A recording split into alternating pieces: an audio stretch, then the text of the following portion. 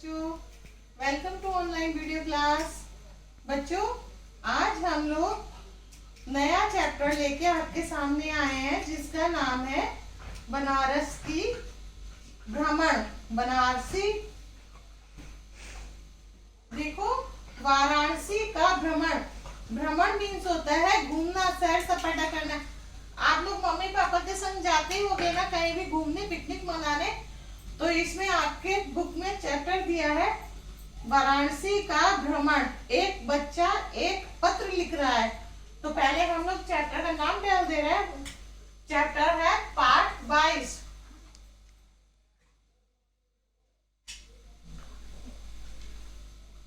वाराणसी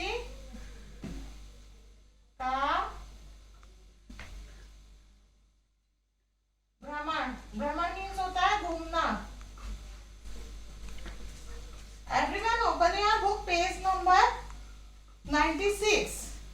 सारे बच्चे अपनी अपनी बुक खोलो और मेरे साथ उंगली रखो बुक पर, जिसे मैं पढ़ूंगी। बनारस आपके शहर के पास में ही है। बनारस यहाँ पर शिव जी की नगरी है, कहते हैं इसको काशी भी बोलते हैं। और सारे लोग घूमने जाते हैं वहां पर। शिव जी के बहुत सारे मंदिर हैं। ठीक है, अब हम लोग इसको पढ़ते हैं। एक पत्र है, वाराणसी का भ्रमण। यहाँ देखो पत्र लिखा है, यानी एक पत्र लिखा जा रहा है। यहाँ पर एड्रेस लिखा है भोजू वीर, वाराणसी, 12 जनवरी 2017। डेट डली हुई है कि उसने कब लिखा है। 12 जनवरी 2017 को उसने लेटर लिखा है। प्रिय शिवांगी, क्या नाम है? शिवांगी नाम है। प्रिय शिवांगी, जैसे हम लोग आपको कहते हैं प्रिय बच्चों, डियर। डियर को इंग्लिश में, हिंदी में बोलते हैं प्रिय। प्रिय शिवांगी, सदा प्रसन्न रहो, यानी खुश रहो, हमेशा अच्छे से रहो। अभी तुम्हारा पत्र मिला, तुमने बनारस के बारे में जानना चाहा है। शिवांगी ने पत्र लिखकर जानना चाहा है कि बनारस कैसा है।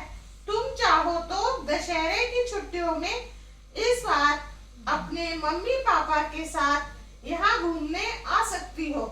वो कह रहे हैं कि जैसे दीपावली की छुट्टियां होती है, विंटर वेकेशन होता है, ऐसे शिवांगी की दशहरे की छुट्टियां होंगी तो वो अपने मम्मी के पापा के साथ बनारस घूमने आ जाए। यहाँ घूमने और देखने लायक बहुत सी जगह हैं। यहाँ पर बहुत सारे घूमने के लिए लोग घूमने आते हैं, जिसमें काशी विश्वनाथ मंदिर, गंगा घाट, सारनाथ के खंडहर, मानस मंदिर, काशी हिंदू विश्वविद्यालय, कबीर और रैदास की जन्मभूमि जैसे कई पौराणिक, ऐतिहासिक, शैक्षिक स्थल है। यानी इन्होंने बताया है कि बनारस में काशी विश्वनाथ मंदिर है, गंगा जी के घाट है, वहाँ बनारस की गंगा की आरती बहुत फेमस है। सारनाथ के खंडहर वहीं पास में जगह है सारनाथ, वहां पर है देखने लायक मंदिर। मानस मंदिर है जिसमें तुलसीदास ने रामचरित मानस की सारी चौपाइयां लिखी है। काशी हिंदू विश्वविद्यालय है जिसे BHU बोलते हैं। कबीर और रैदास की जन्मभूमि है। यहाँ पर कबीर और रैदास ने जन्म लिया था। और ऐसे ही पुराने और ऐतिहासिक, पौराणिक माने पुराने और ऐतिहासिक, इतिहास से संबंधित रखते हुए शैक्षिक स्थल है, यानी जो उनको कुछ शिक्षा देते हैं, जिन्हें देखकर विदेशी लोग भी प्रभावित होते हैं। यहाँ पर बनारस में विदेश से लोग आते हैं और वहाँ पर अपनी पढ़ाई शुरू करते हैं। वहाँ पर गुरुकुल विद्या का भी प्रारंभ है, गुरुकुल विद्या भी सिखाई जाती है। लोग वहाँ पर संस्कृत के श्लोक सीखते हैं, संस्कृत में अपनी पढ़ाई करते हैं। देखो आपके बुक में दिया है, देखो यहाँ पे सारनाथ के स्तूप वगैरह दिखाई दिए हैं। सुबह सुबह यहाँ गंगा के घाटों की सुंदरता देखते ही बनती है। यहाँ पर मॉर्निंग में सब लोग सुबह जाते हैं और गंगा के किनारे चले जाते हैं। यहाँ से गंगा के किनारे जब जाते हैं तो लोग नाव में बैठते हैं और गंगा की सैर करते हैं। और सूरज जो निकलता है उसकी लालिमा पूरे गंगा की नदी में छा जाती है, जिसे देखने में बहुत अच्छा लगता है। और हाँ, मैं तो बताना भूल ही गया, जिस तरह तुम्हारे यहाँ दिल्ली में यमुना नदी बहती है, उसी प्रकार यहाँ गंगा नदी बहती है। दिल्ली, आगरा में गंगा यमुना नदी और बनारस में गंगा की नदी है। शाम को यहाँ होने वाली गंगा आरती तो बहुत अच्छी होती। यहाँ पर गंगा की शाम को आरती होती है, जिसे देखने के लिए लोग बहुत दूर दूर से आते हैं। जिसे देखने के लिए विदेशी और विदेशी पर्यटक भी खिंचे चले आते हैं। यहाँ पर गंगा आरती जब होती है तो लोग नाव में बैठते हैं और गंगा जी की आरती देखते हैं।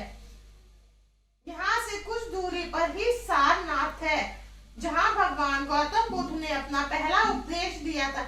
देखो हम लोग कहाँ रह रहे हैं, कुशीनगर। कुशीनगर भी गौतम बुद्ध का है और ऐसे ही सारनाथ भी गौतम बुद्ध का है। यहाँ पर सारनाथ में उन्होंने अपना फर्स्ट शिक्षा दी थी, उपदेश दिया था, और कुशीनगर में यहाँ पर इनका निर्वाण स्थली है। गंगा के उस पार रामनगर है। यहाँ की रामलीला विश्व भर में प्रसिद्ध है। यहाँ पर बहुत बड़ी रामलीला की मंडली होती है, वो जगह विदेशों में जाकर जगह जगह जाकर रामलीला का मंचन करती है। वो गंगा के पार है, यहाँ पर लोग नाव से जाते हैं। जब तुम दशहरे पर आओगी तब मैं तुमको यहाँ की रामलीला दिखाने ले चलूंगा। वो शिवांगी से कहते हैं कि जब तुम दशहरे की छुट्टियों में आओगी तो मैं वहां की रामलीला तुमको दिखाऊंगा। देखो यहाँ पर गंगा आरती का चित्र भी दिया है और रामनगर का किला भी दिखाया है। तुमने पिछले पत्र में बनारस की चाट के विषय में लिखा था। यहाँ तो उसने कहा था कि बनारस की चाट बहुत फेमस है। चाट तो यहाँ शाम को मिलती है, और जानती हो सुबह क्या मिलता है? हर जगह शाम की चाट मिलती है, टिक्की, पकौड़े, पुचके, और वहां पर शाम को चाट मिलती है। और सुबह के समय जलेबी और कचौड़ी मिलती है, जो बहुत ही स्वादिष्ट होती है। बनारस में लोग सुबह गंगा आरती करते हैं, गंगा जी नहाने जाते हैं और लौटते समय जलेबी और कचौड़ी का नाश्ता करते हैं। यहाँ की मिठाइयाँ और नमकीन भी बहुत प्रसिद्ध है। जैसे आगरा का पेठा और मथुरा का पेड़ा प्रसिद्ध है, इसी तरह से बनारस में नमकीन और मिठाइयाँ बहुत अच्छी बनती हैं। वहां पर आप लोग घूमने जाइएगा तो जरूर खाइएगा।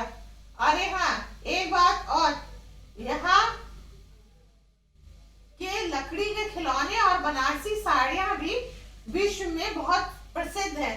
लकड़ी के खिलौने, जो आपके कठपुतली वगैरह का गेम होता है, लकड़ी के खिलौने होते हैं, वो भी बनारस में मिलते हैं। और बनारसी साड़ियाँ तो आपने देखी होगी ना, मम्मी के पास, नानी के पास, सबके पास रहती है। बनारसी शादियों में चढ़ाई जाती है, तो वो भी बनारस में बनाई जाती है, जो हमारे देश से विदेशों तक भेजी जाती है, जिसमें विदेशी लोग भी पहनते हैं और बहुत खुश होते हैं।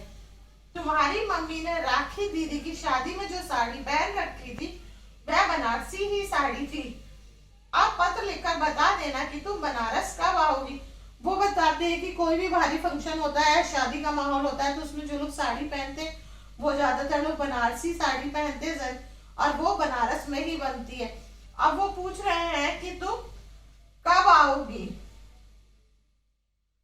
यदि दशहरे की छुट्टियों में आओ तो मुझे सूचना दे देना। वो ये जो पत्र है ना, मामा को लिखा है शिवांगी ने, और उसके मामा पूछ रहा है कि अगर तुम दशहरे की छुट्टियों में आओगी तो मुझे पहले से बता देना, तो मैं प्रोग्राम बना दूंगा, जिससे मैं भी छुट्टी लेकर तुम्हें घुमाने के लिए तैयार रहूं।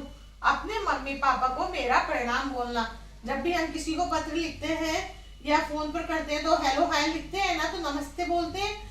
ऐसे ही पत्र में जब लिखा जाता है तो प्रणाम, चरण स्पर्श बोला जाता है या फिर लिखा जाता है, क्योंकि फोन पर तो हम लोग बात करते हैं तो बोलते हैं, दूसरे को सुनाई देता है, लेकिन चिट्ठी में तो हम लोग लिखते हैं। इसीलिए उसने अपने मम्मी पापा को, क्योंकि उसके बड़े हैं, उन्होंने प्रणाम बोला है। तुम्हारा मामा संतोष।